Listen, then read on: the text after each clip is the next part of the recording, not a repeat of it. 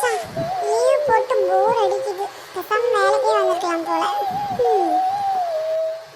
ஏய் ரிஷ், ரிஷ், இரு மச்சான், இங்க ஏதோ நடக்க போகுது. பார்த்துட்டு நான் உனக்கு அப்புறம் கால் பண்றேன்.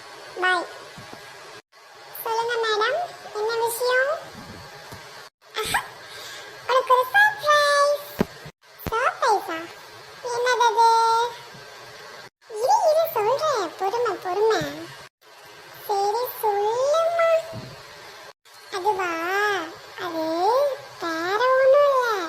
இனிமேல் நான் உன்னை மரியாதையா வாங்க போங்கன்னு கூப்பிடலான்னு இருக்கேன்.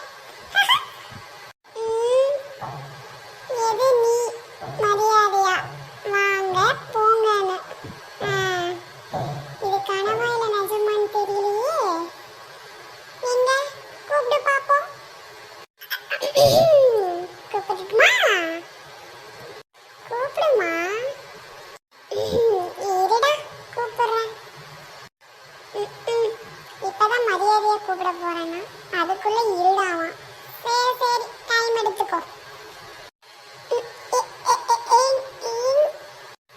என்ன திக்கிச்சா? ஏதாச்சும் தண்ணி கொண்டு வரட்டுமா? இரு கூப்பிடுறேன். எப்படி கூப்பிடுறது? என்ன என்ன செய்ய சொன்னா இப்படி வைக்கப்பட்டு இருக்க? அது உன்னை வாங்க போங்கன்னு கூப்பிட்டு எனக்கு பழக்கம் இல்லைல்ல, அதான் எனக்கு ஒரு மாதிரியா இருக்கு. ஏம்மா தாயே, நீ கூப்பிட கூட வேணாம், ஆனா இதெல்லாம் பண்ணாத, பார்க்க சகிக்கல. இரு கூப்பிடுறேன்.